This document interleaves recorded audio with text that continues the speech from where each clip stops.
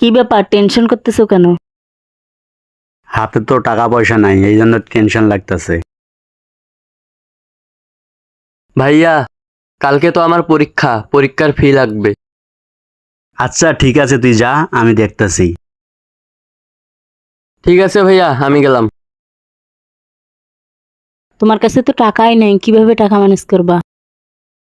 দেখি কিভাবে ম্যানেজ করতে পারি।